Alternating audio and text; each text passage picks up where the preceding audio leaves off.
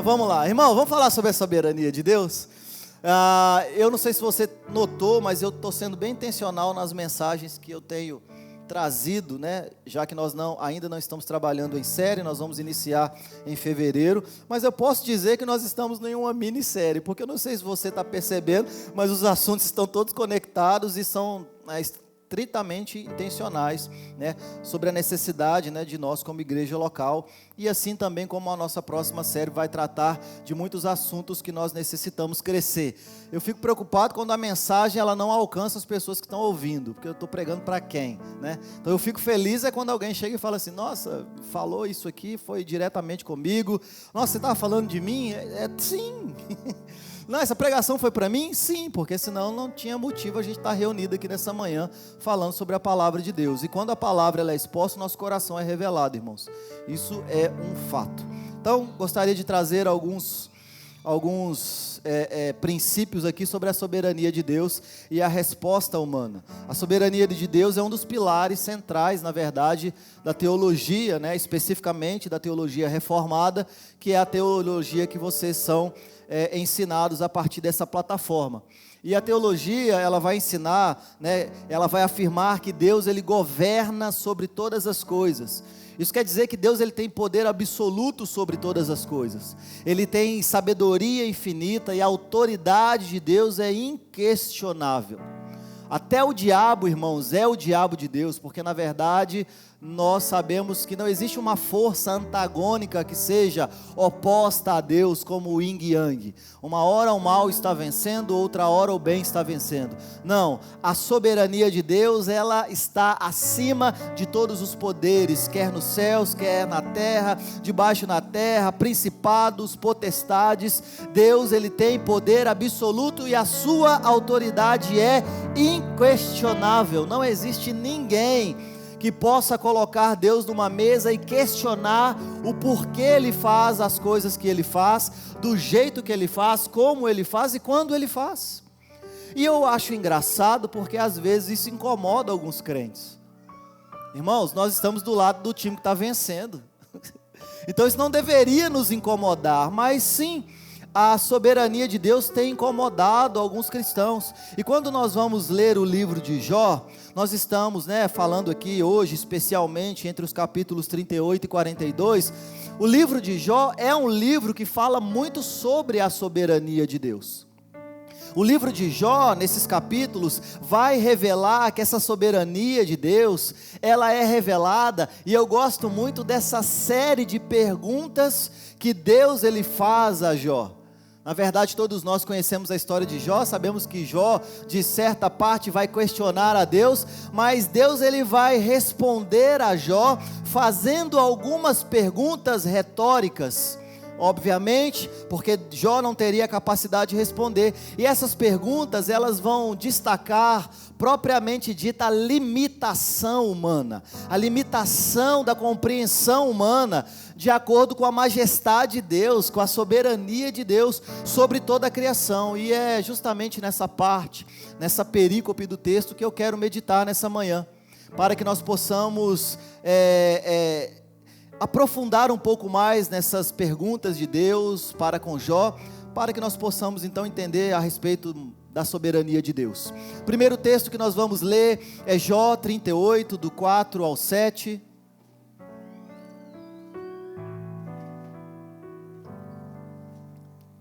Jó 38, do 4 ao 7. A primeira pergunta que Deus ele vai fazer a Jó, enquanto Jó se levanta com os questionamentos para com Deus. Olha a pergunta: onde você estava quando lancei os fundamentos da terra? Diga-me, se é que você sabe e entende. Quem lhe fixou as medidas? Se é que você sabe. Ou quem estendeu sobre ela o cordel? Onde foram firmadas as suas bases? Ou quem lhe acrescentou a pedra angular? Quando as estrelas da alva juntas cantavam alegremente, em todos os filhos de Deus se rejubilavam. Aqui, Deus está revelando que Ele é o Criador de todas as coisas e por isso Ele é o soberano de todas as coisas. Na verdade, o que Deus está dizendo é que enquanto Deus ele tem controle de todas as coisas, o homem ele não tem controle de nada e inclusive não tem participação na criação. Você vai perceber que essas perguntas são perguntas que ainda não foram respondidas pela humanidade. O que Deus está dizendo aqui para Jó, e obviamente que é um texto pedagógico, porque tudo que está escrito para a nossa pedagogia, é que Deus ele é soberano sobre todas as coisas, e o homem não tem participação na criação, o homem não tem controle na criação, o homem não tem sabedoria para o tal, mas quando Deus, ele cria o homem do pó da terra, como está descrito lá no livro de Gênesis, vocês estão me ouvindo? Jediael, sumiu aqui o retorno. Sumiu, agora voltou. Quando Deus ele cria o homem do pó da terra, Ele está fazendo uma clara distinção, e isso é pedagógico também. Na época, quando o livro de Gênesis foi escrito, existiam homens que se consideravam semideuses.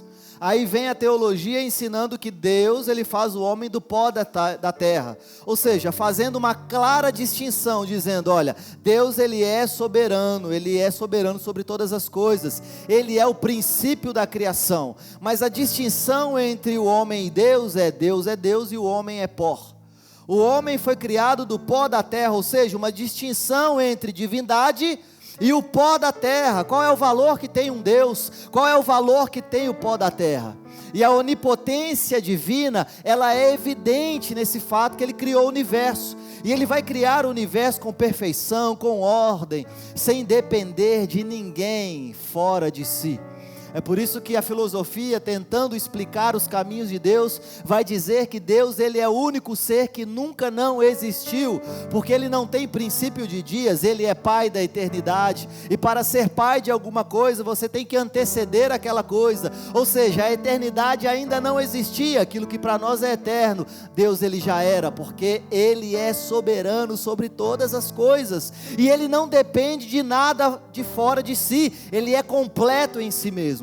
Ele é tão completo em si mesmo que a Bíblia vai dizer que Deus é amor. A palavra ali é Elohim, ou se fôssemos traduzir de forma literal, deuses, que está falando que a divindade, a trindade, ela se relaciona de uma forma tão perfeita, que o produto, que o resultado disso nós conhecemos como amor. E é por isso que Deus ele também nos conclama a viver em família e vivermos baseado em amor. Então Deus ele é onipotente, ele não depende de nada fora de si mesmo para poder criar a humanidade. E é isso que ele está dizendo para Jó: você não participou da criação, você não tem controle sobre a criação, você na verdade não pode controlar nada. E Deus ele não apenas criou, mas Ele também sustenta e governa todas as coisas.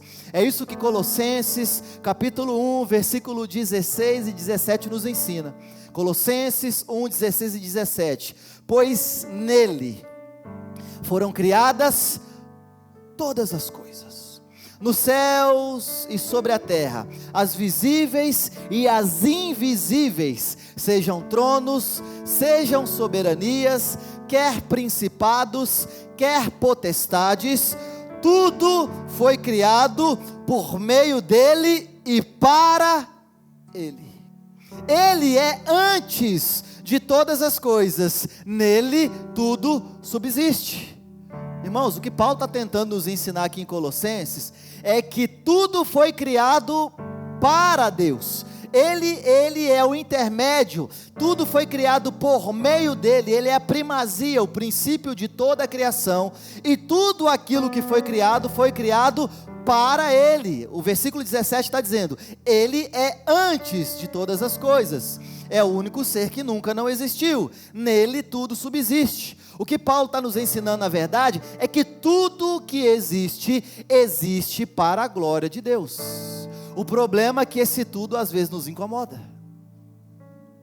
Tudo que existe, existe para a glória de Deus, e é por isso que nós precisamos até de deixar de sermos antropocêntricos no que diz respeito à salvação.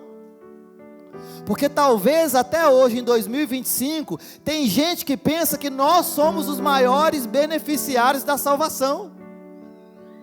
Mas não, irmãos, o que Paulo está dizendo em Colossenses, o que ele nos ensina na carta de Efésios, o que ele vai falar em algumas literaturas, é que na verdade Deus é o beneficiário majoritário da nossa salvação. Olha o que está escrito em Efésios, capítulo 1, versos 5 e 6. Carta aos Efésios, capítulo 1, versos 5 e 6. Deus nos predestinou para Ele, para a adoção de filhos por meio de Jesus Cristo, segundo o beneplácito da sua vontade, segundo o seu próprio desejo, segundo a sua vontade, segundo o seu propósito, segundo o beneplácito da sua vontade. Versículo 6, para louvor da glória da sua graça, que Ele nos concedeu gratuitamente no amado. Irmãos, o fim da nossa salvação não é nos salvar. O fim da nossa salvação que nós recebemos pela graça, por intermédio da fé, é a glória de Deus. Tudo é para a glória de Deus. Tudo foi feito por Ele, para Ele. Sermos alcançados por Deus é para a glória dEle. Nós somos um meio pela qual nós retribuímos a glória a Deus. Então ficar grato pela salvação é um caminho completo. Ficar apenas agradecido porque você foi alcançado por Deus é uma ação incompleta. Na verdade, o que nós precisamos é ter revelação de que fomos alcançados por Ele, mas nós precisamos devolver a glória a Ele. A glória precisa ser dada a Deus. E uma das formas de devolver a glória a Deus é viver de acordo com a vontade dEle. Uma das formas claras que a Bíblia nos ensina de viver para a glória de Deus é viver de acordo com a vontade. Então a salvação dos pecadores tem um objetivo final. Qual é o objetivo final do porquê Deus alcança os pecadores? E talvez quando eu falo os pecadores você pensa lá de fora, eu estou falando aqui dentro, porque eu não estou pregando para quem está lá fora, eu estou pregando para quem está aqui dentro. Qual é o motivo majoritário? A salvação dos pecadores. Qual é o objetivo final? A glória da graça de Deus, porque dele, por Ele, para Ele são todas as coisas. Ele nos alcançou para a glória dEle, porque Ele é soberano sobre todas as coisas.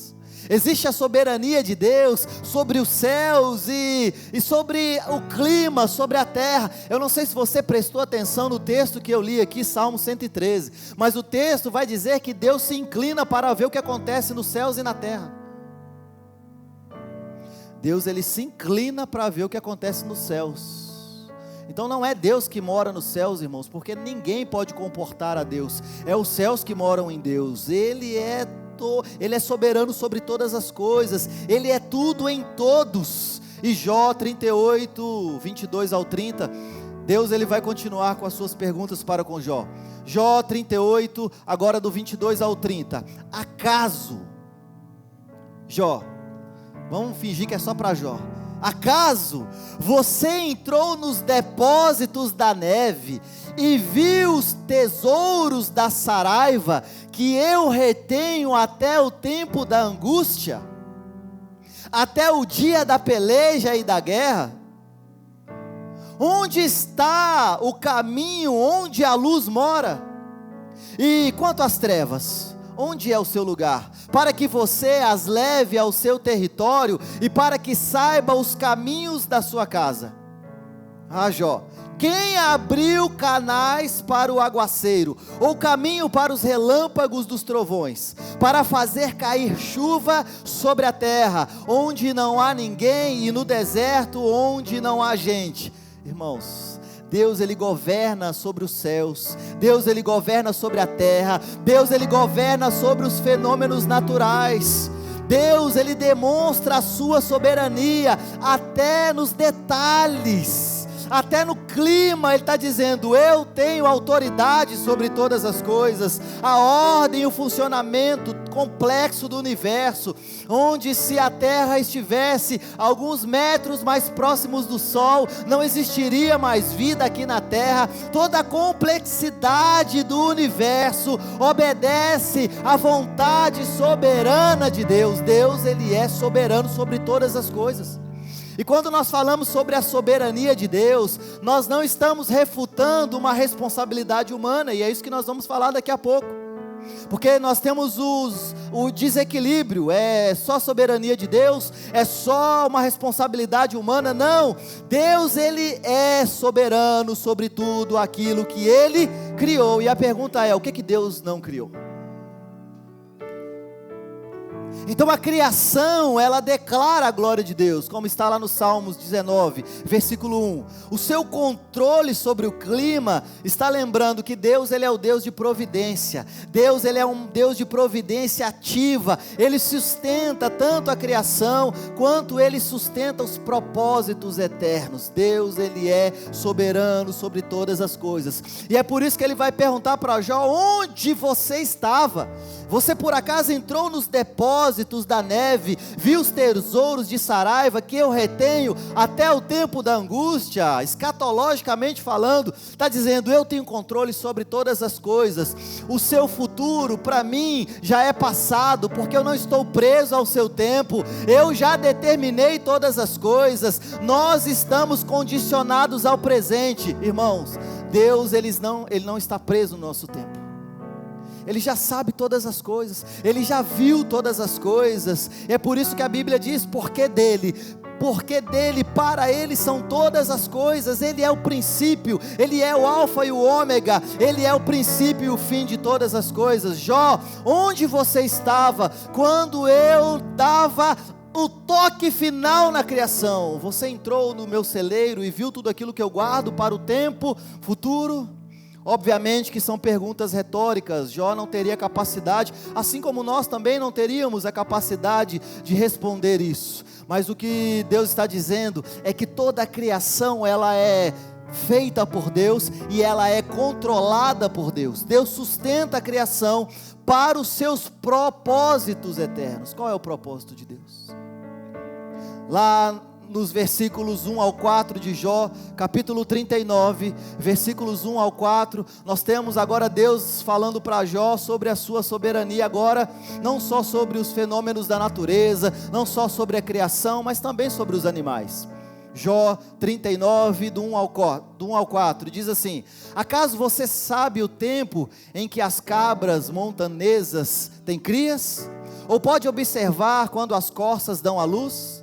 Pode contar os meses que se cumprem, ou sabe o tempo do parto delas?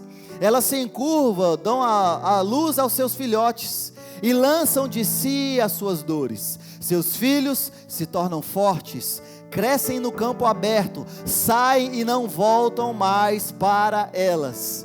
Deus está dizendo para Jó o seguinte: olha, eu controlo até os acontecimentos mais naturais, mais simples da vida de um animal. Como por exemplo, ele está citando aqui o nascimento de um animal, o crescimento, a sobrevivência de filhotes. E por mais simples que isso pareça aos nossos olhos, o que Deus está dizendo é: você, Jó, não tem controle sobre essas coisas. Por mais simples que seja aos nossos olhos, o que Deus está dizendo com essa pergunta retórica é: eu tenho controle sobre o que é mais complexo, mas eu também tenho controle sobre o que é mais simples. E você, Jó, você não tem controle sobre o que é mais complexo, mas você também não tem controle do que é mais simples, porque nós, como seres humanos, nós somos criaturas insignificantes aos olhos de tantas coisas que foram criadas. mas graças a Deus por Jesus, o valor que nós recebemos não é o valor que nós merecíamos, é o valor de Jesus que foi depositado em nossa vida. Então Deus está dizendo: eu controlo tudo aquilo que é complexo, mas também tudo aquilo que é simples. Mas Deus também está dizendo para Jó: olha, eu estou demonstrando a você o meu cuidado providencial, até com as criaturas que aos olhos do homem elas são mais insignificantes, mas eu cuido delas. E é por isso que se Deus ele sustenta os animais, se Deus ele tem tal precisão, se ele tem tal cuidado, controle na vida de animais que muitas vezes são considerados insignificantes aos olhos humanos, o que nós vamos dizer do que Deus, que é soberano sobre todas as coisas, age com o seu povo? É por isso que lá em Mateus capítulo 6, versículo 26, ele vai dizer: observai as aves dos céus. Observe, elas não semeiam, elas não colhem, nem ajuntam em celeiros, contudo, vosso Pai Celeste as sustenta. Porventura não valei vós muito mais do que as aves? A soberania é a fonte da segurança para a igreja, irmãos. É porque Deus é soberano sobre todas as coisas, é que nós podemos confiar: o vosso Pai vos sustenta. Porque se Ele cuida daquilo que é mais complexo, mas também daquilo que é mais insignificante, o que o texto está dizendo é: será que Ele não vai cuidar de você? Será que Ele não vai cuidar de você? Ou será que você ainda não entendeu a soberania de Deus? A soberania divina, na verdade, é a fonte da nossa segurança. Ah, mas me falaram isso. A soberania divina é a fonte da nossa segurança. Ah, mas o país está de mal a pior. A soberania divina é a fonte da nossa segurança.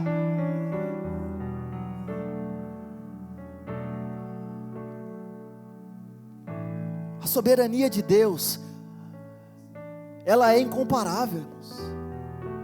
Ele cuida daquilo que é menos importante. O texto vai dizer: será que o Pai de vocês não vai sustentar vocês? Olhem para as aves, elas não semeiam, elas nem colhem, nem ajuntam em celeiros, ou seja, elas nem trabalham.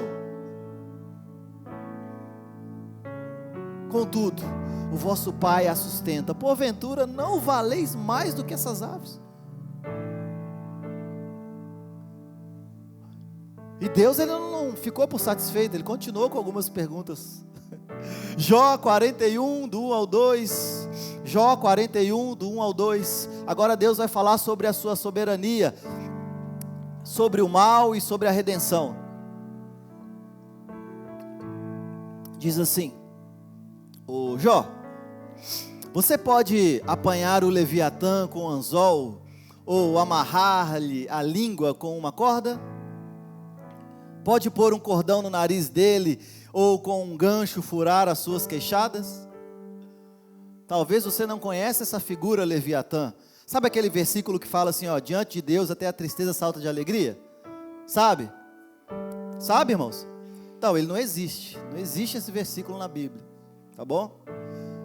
Não existe. O texto de Jó 41, 22... em algumas traduções, se você ler aí, vai falar que diante de Leviatã até a tristeza salta de alegria. É porque essa figura, ela tem uma representatividade, né? Essa frase, diante de Leviatã até a tristeza salta de alegria, está refletindo um texto, ou uma ideia, a ser associada de uma descrição grandiosa de Leviatã. É uma figura mitológica, dizendo: olha, se Leviatã é tão grande assim, esse Leviatã mencionado aqui, que vai simbolizar forças caóticas, incontroláveis, que só podem ser subjugadas por Deus. Deus está dizendo o seguinte: olha, perante aos seus olhos, Leviatã, essa figura mitológica, né, forças caóticas, incontroláveis, diante de você, isso pode parecer grandioso, mas Deus está utilizando até mesmo o que parece ser caótico, ou do maligno, para cumprir os seus propósitos soberanos, sem jamais ser o autor do pecado. Ele está dizendo: será, Jó, que você pode pegar o Leviatã e colocar um anzol, ou amarrar a sua língua numa corda? Aquilo que para você que é incontrolável, aquilo para você que é caótico, aquilo que realmente não está no seu controle, porque é muito mais forte do que você, será que você pode colocar um cordão no nariz dele, ou com um gancho, furar-lhe a queixada?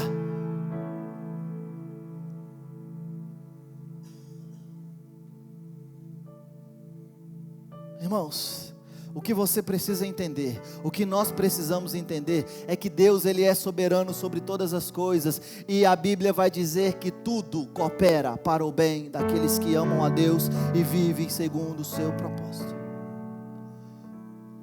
A soberania de Deus sobre o mal, ela tem que nos confortar, irmãos, e tem gente que está incomodado com isso.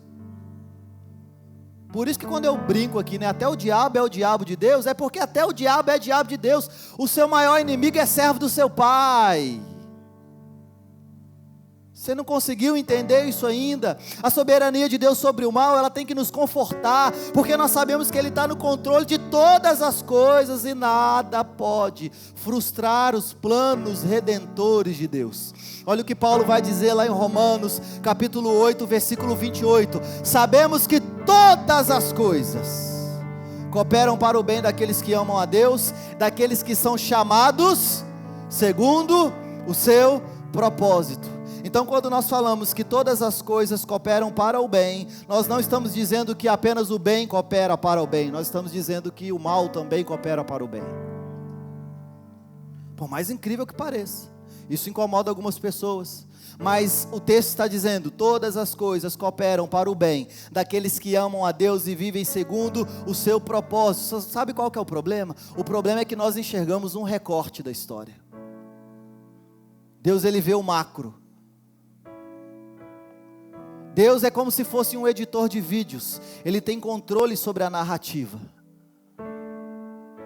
Nós apenas vemos o foco, nós apenas vemos um recorte, e é por isso que nós não entendemos muitas vezes o que acontecerá no futuro. Mas o que Ele está dizendo para Jó é: fique tranquilo, porque até aquilo que para você é incontrolável está nas minhas mãos, porque eu sou soberano sobre todas as coisas, o feitor da história. E as perguntas continuam, irmãos. Jó 42, do 1 ao 6. Na verdade, agora nós vamos para a resposta. Jó do 42, do 1 ao 6. Nós temos agora a resposta humana a toda essa soberania divina, toda essa soberania de Deus. Qual é a resposta de Jó? Ele estava questionando a Deus, mas agora nós temos uma resposta que parece mais apropriada à nossa humanidade. Jó 42, do 1 ao 6. Então Jó respondeu ao Senhor: bem sei que tudo podes, e nenhum dos teus planos podem ser frustrados. Quem é aquele, como disseste, que sem conhecimento encobre o conselho? Na verdade, falei do que eu não entendia, coisas maravilhosas demais para mim, coisas que eu não conheço. Ouve-me, pois, e eu falarei, e te perguntarei, e você me ensinará. Eu te conhecia só de ouvir, mas agora os meus olhos te veem. Por isso eu me abomino e me arrependo no pó e na cinza. Ele voltou para o lugar dele, né?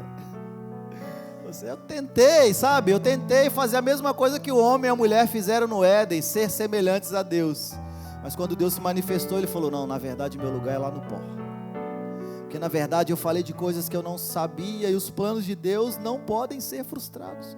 Então Jó, ele está reconhecendo a sua limitação diante da majestade de Deus, diante da soberania de Deus, respondendo com o quê? Com humildade, com arrependimento.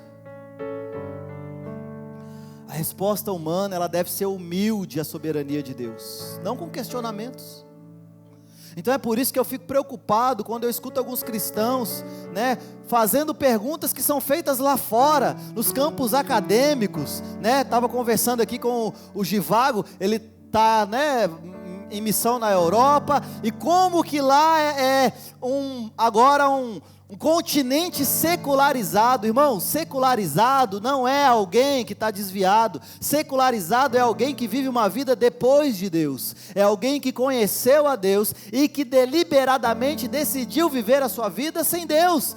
É um continente secularizado, e lá eles têm questionamentos e são abertos, e são até aceitáveis, porque nós estamos falando de campo acadêmico. Não está só lá, já veio para as Américas, também já está presente em nosso território, nós sabemos disso. Mas quando eu vejo um cristão perguntando: nossa, mas se Deus é bom, por que acontece tanta catástrofe? Se Deus é bom, por que o mal existe? Né? Esse dilema de Epícoro, que isso é mais antigo do que o diabo, e cristãos ainda incomodados com a soberania de Deus, querendo na verdade resolver questões que na verdade não nos interessam. As nossas orações são recheadas de questionamentos para com Deus. A gente não é um povo que foi chamado para entender, nós somos um povo que fomos chamados para viver pela fé, e enquanto nós vivemos pela fé, Deus ele vai se revelando por intermédio da palavra. Então a porta de entrada para o Evangelho não é entender a Deus, irmãos, mas é se humilhar com arrependimento e dizer: Ele é soberano sobre todas as coisas. A resposta nossa é ser humilde diante da majestade de Deus, não questionar a Deus. E quantas vezes nós nos colocamos no lugar de Jó, questionando a Deus, como se nós pudéssemos colocar a Deus num tribunal e questionar: por que ele faz isso? Por que você faz isso? Irmãos, com todo respeito, não é da sua conta, não é da minha conta. Deus ele não deve prestar contas para os seus filhos. Ele é soberano sobre todas as coisas, Ele é o feitor da história, Ele faz como Ele quiser, do jeito que Ele quiser, e você que se alegre nisso, porque nós estamos do lado do soberano das nações, do princípio e do fim, do alfa e do ômega, daquele que tem as 7 estrelas nas suas mãos, e que virá com poder e glória governar sobre esse mundo. É um reconhecimento, irmãos, da nossa limitação. Nós somos limitados, é o que Jó disse: eu na verdade falava de coisas que eu não sabia. Então reconhecer a nossa limitação como criatura é um ato que Deus ele requer de nós. Quando nós compreendemos a soberania divina, isso vai levar o ser humano a algumas respostas. E essa é a resposta que Deus ele requer de nós. Quando nós compreendemos a soberania divina, isso vai fazer com que nós possamos nos submeter à vontade de Deus, confiando na vontade de Deus. Quando nós nos submetemos à vontade dEle, nós confiamos na vontade dEle, isso vai gerar em nós um coração de adoração. Então a soberania de Deus, ela de fato não vai anular a nossa responsabilidade, mas na verdade o que ela vai nos chamar é uma postura de viver uma vida que dependa dEle. E viver uma vida que depende de Deus é viver para a glória de Deus, é viver para a sua glória. Então a responsabilidade humana é justamente uma correspondência com aquilo que Ele fez. É não uma apatia, não é viver como se Deus ele não fosse o feitor da história. É uma responsabilidade que requer a nós, que é uma correspondência, mas não controle. Nós somos pó, Ele é Deus e nós somos pó. Ele é soberano sobre todas as coisas, nós somos pó. Então existe uma resposta que nós devemos dar, porque essas perguntas feitas por Deus a Jó revelam uma sabedoria, uma soberania absoluta de Deus sobre todas as coisas, sobre todas as criações. Será que existe algo que Deus não criou? Como já, o teólogo famoso disse, não existe 1 centímetro quadrado que Deus ele não possa dizer, é meu, me pertence, todas as coisas pertencem a Deus. Até o inferno pertence a Deus. Que heresia, irmão. Não, irmãos, o diabo não mora no inferno. O inferno não é a casa de Deus. O inferno é algo que Deus criou para julgamento de Satanás, os demônios e as nações que vivem em iniquidade. E essas coisas vão nos incomodando às vezes.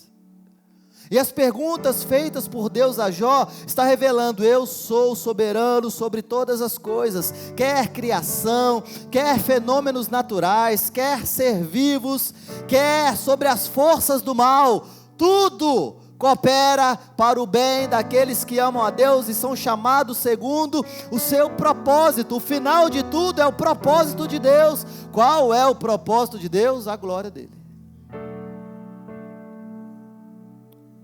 Então essa soberania, de fato, ela é central para que nós possamos entender que Deus ele governa sobre todas as coisas. Mas ele não governa de qualquer forma, ele governa segundo a sua vontade. É por isso que nós não nos reunimos aqui aos domingos para poder pedir a Deus para ele fazer a nossa vontade. Aqui não é um culto bom que a gente se reúne para poder atrair a presença de Deus.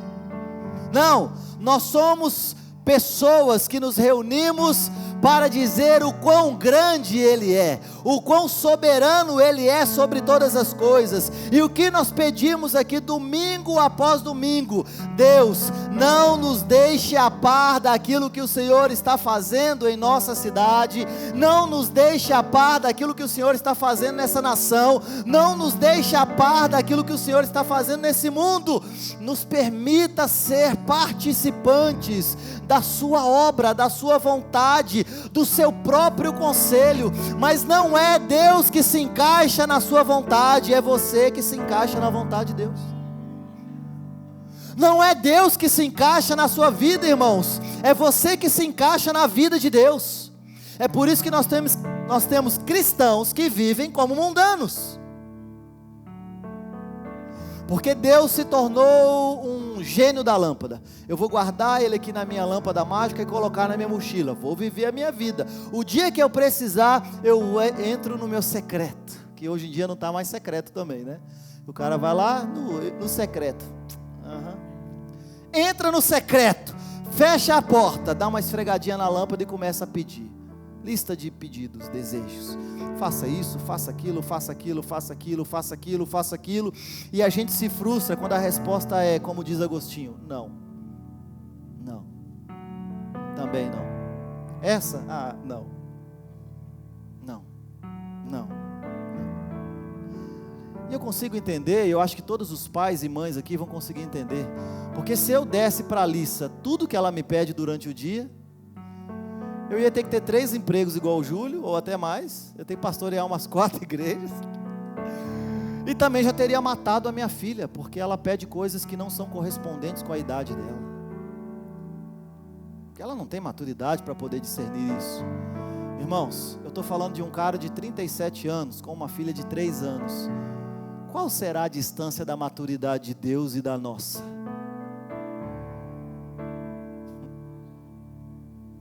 Qual será a distância da maturidade entre o ser que nunca não existiu e você que tem 40 anos? Um pouquinho mais, né, às vezes.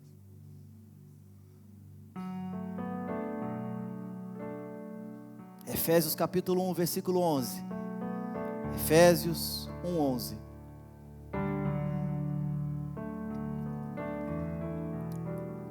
Nele,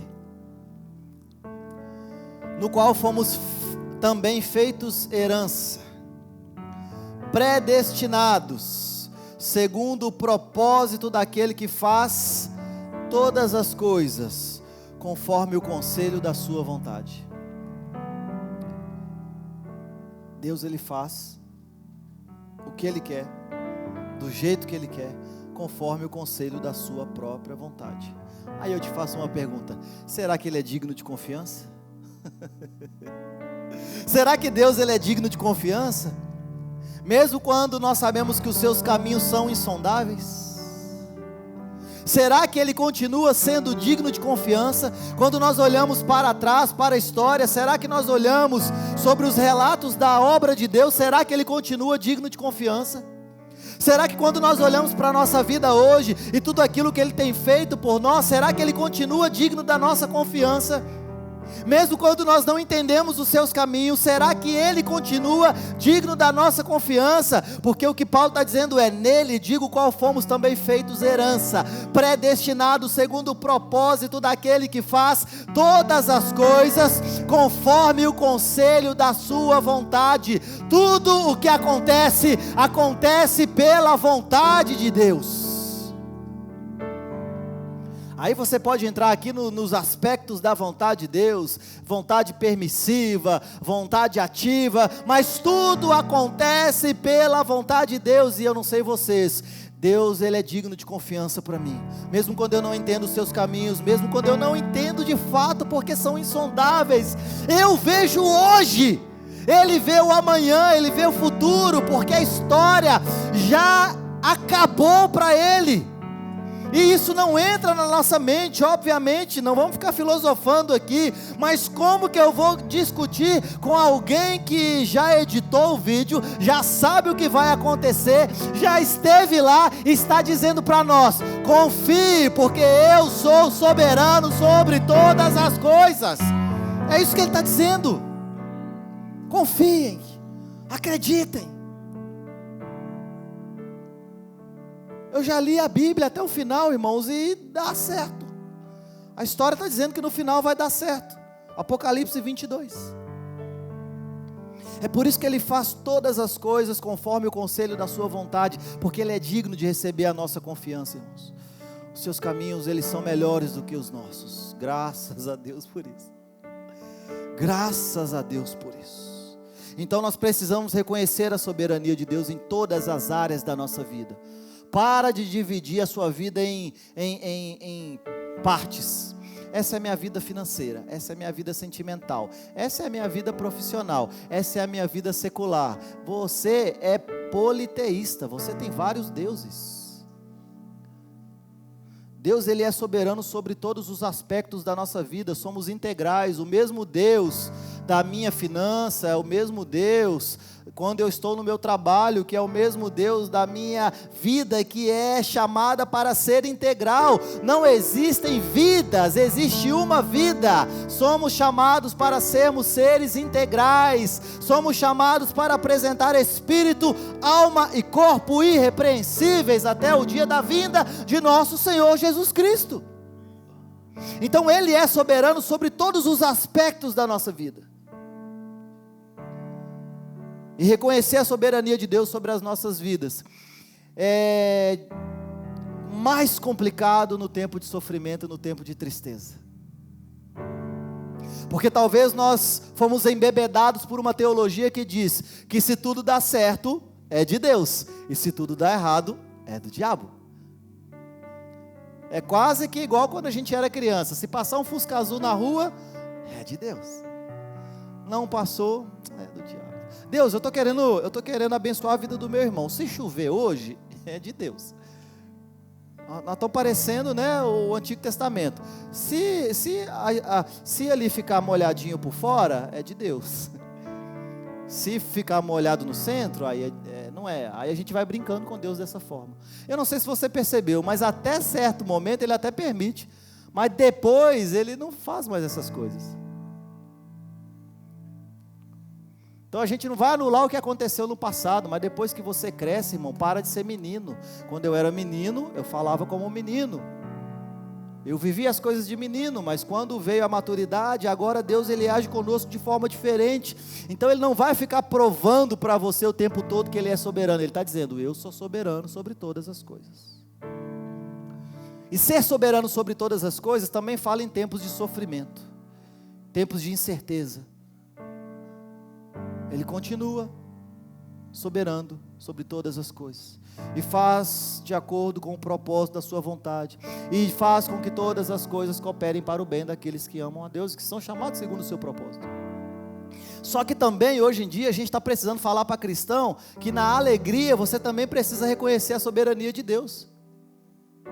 Porque também existe o outro extremo. Enquanto você está sofrendo, nossa, joelho no chão e oração. Quando você está alegre, você não consegue nem ser cristão no seu entretenimento.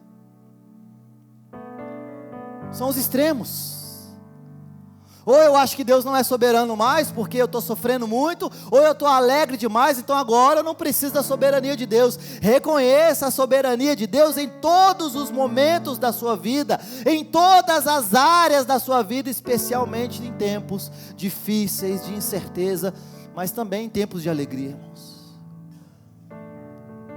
Deus é soberano. Lembre-se que Deus está no controle de todas as coisas. E que os seus planos não podem ser frustrados. Por quê? Porque eles são perfeitos. Mesmo quando a gente não compreende os planos de Deus, continuam sendo perfeitos. Nós só enxergamos o recorte da história. Deus, Ele é o feitor de toda a história. Então Ele tem controle sobre todas as coisas. E quando nós falamos sobre controle, nós não estamos falando sobre manipulação. Nós estamos falando sobre uma soberania ativa. Nós estamos falando sobre Ele não perder o lugar. Estávamos conversando hoje de manhã, eu e Nicole, e a gente sempre fala sobre isso. Eu já falei isso algumas vezes aqui. Como que a gente fica perplexo com algumas coisas que acontecem dentro do corpo de Cristo. Ah, mas o fulano falou isso, o ciclano fez aquilo. Não, mas não sei o que. Eu falo, e aí? Irmãos, Jesus, Ele é o dono da igreja. Jesus, Ele passeia no meio da igreja. Jesus, Ele tem os líderes em suas mãos e Ele permite todas essas coisas. Sabe por quê? Porque tudo coopera para o bem daqueles que amam a Deus e são chamados segundo o seu propósito. É necessário que estes estejam entre nós, para que os aprovados sejam revelados. Tudo coopera para o bem daqueles que amam a Deus. E talvez nós nos questionamos e de forma humana nós ficamos entristecidos com algumas coisas, mas a certeza é, nós só enxergamos o recorte da história. Deus, Ele é o feitor de toda a história. O final da história é que a glória, a honra, a majestade, o poder, todo joelho se dobrará, toda língua confessará que Cristo é o Senhor, para a glória do Pai. Então, como que nós cristãos, filhos de Deus, família de Deus, como que nós respondemos à soberania de Deus? Com questionamento, com dúvida, com medo, né? Tem gente que, o livro de Apocalipse, por exemplo, não gosto, gente, eu já escutei isso da boca de cristãos. Eu não leio o livro de Apocalipse porque eu tenho medo. Aqui não, mas lá em Belo Horizonte tem. Aí o livro de Apocalipse começa assim, olha, revelação de Jesus Cristo ao qual Deus lhe deu para mostrar aos seus servos as coisas que brevemente devem acontecer. O livro de Apocalipse é a revelação de Jesus Cristo que Deus entregou e a gente tem medo de ler.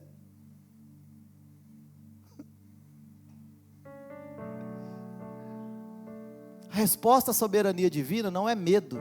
Resposta à soberania divina não é questionamento. Qual que é a resposta de nós como seres humanos? Nós devemos fazer como Jó. Ele começou mal, mas ele terminou bem, porque o mais importante é o fim das coisas do que o começo. Então responda bem. Como que nós respondemos bem? Primeiro, arrependimento. Todos nós aqui já tivemos o nosso tempo de questionamento. Todos nós já tivemos o nosso tempo de questionamento. A questão não é você não questionar. A questão é você se arrepender e dizer como Jó, eu falava de coisas que eu não sabia. Talvez a gente faz isso com o outro, né? Fala da vida do outro, aí fala assim, mas é porque eu não sabia disso. Imagina quando a gente questiona para Deus, então se arrependa, de forma sincera. Arrependimento. Segundo, submissão. Essa é a vontade de Deus, essa é a minha. Todos os lugares, Essa é a vontade de Deus, essa é a minha. Pai, tem como afastar de mim esse cálice? Contudo, seja feita a tua vontade, porque tudo é para a glória de Deus. Então, submeter o nosso coração à soberania de Deus, irmãos, isso dá uma paz que excede entendimento. E quando eu estou arrependido sinceramente, e quando eu me submeto à soberania de Deus, não há como não ter um coração de adoração. Não tem como. Quando nós olhamos para a soberania de Deus e nós nos arrependemos e nós nos submetemos à vontade dele, aí nós adoramos a Deus, porque nós dizemos glória a Deus, glórias a Deus. Ele sabe de todas as coisas, eu não sei de todas as coisas. Ele tem controle sobre o que é complexo, sobre o que é simples. Eu não tenho controle nem sobre um fio de cabeça cabelo na minha cabeça. Olha o tanto de cabelo branco que tem aqui, gente.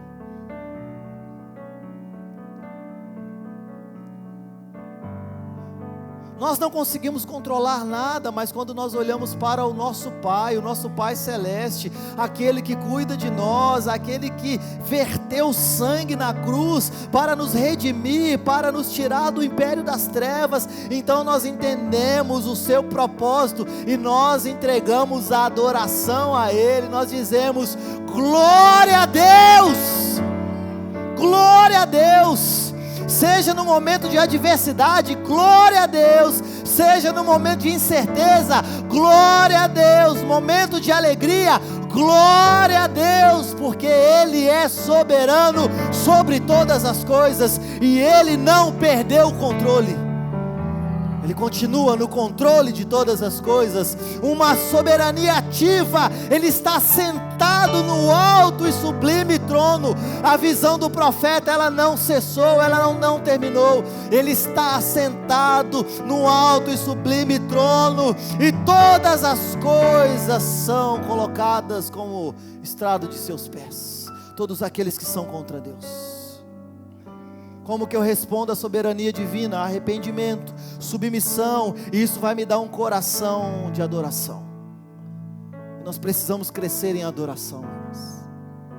Aqui nós temos um ambiente de adoração com música, que eu fico preocupado que alguns ficam viajando na maionese, como se nós fôssemos um barzinho, onde você entrega a sua contribuição, e você vem aqui escutar uma boa música. Isso não é a Igreja Atos. Procure um outro lugar. Nós estamos aqui como famílias, para poder adorar ao Senhor, que é digno de receber a nossa adoração. Então, no tempo de adoração com música, preste um culto ao Senhor, senão aqui não é o seu lugar. Eu sei que eu sou doido, eu mando mais o povo embora do que chamo, eu sei. Mas é porque, irmãos, existe um fogo no meu coração. Existe um temor no meu coração pela palavra. Existe um zelo no meu coração pela palavra. E isso vai gerando arrependimento em meu coração. E eu vou me submetendo à vontade de Deus. E isso vai fazendo com que eu queira adorar a Deus. E eu não quero adorar a Deus sozinho, eu quero uma família para adorar a Deus conosco. Eu quero uma reunião de adoradores, irmãos. Nós queremos uma reunião de adoradores, adoradores que adoram ao Pai em espírito e em verdade, não como um teatro. Aqui ninguém está falando de teatro, aqui nós estamos falando de verdadeira adoração, como essa que Jó prestou. E a nossa adoração, ela começa muitas vezes dizendo: eu não sei de nada e você sabe de tudo. É uma submissão do nosso coração. Então, é por isso que Jó 42, 2, para poder encerrarmos, para a gente orar um pouco, queria chamar o pessoal da música. Jó 42, 2, projeta aqui para nós. Olha que adoração maravilhosa. Jó 42, 2, o que está dizendo? Bem sei.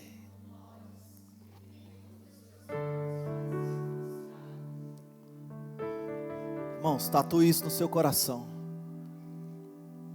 Bem sei que tudo podes, e que nenhum dos teus planos podem ser frustradas. Nada. Nenhum dos planos de Deus pode ser frustrado. Ninguém pode frustrar os planos de Deus. O diabo não pode frustrar os planos de Deus. O mal não pode frustrar os planos de Deus. Intercorrências na sua vida não podem frustrar os planos de Deus. Você não pode frustrar os planos de Deus. Os planos dele não podem ser frustrados. É por isso que ele é o feitor da história, e tudo aquilo que ele planejou vai acontecer do jeito que ele planejou. Fique de pé nessa manhã, em nome de Jesus. Vamos orar um pouco essa canção.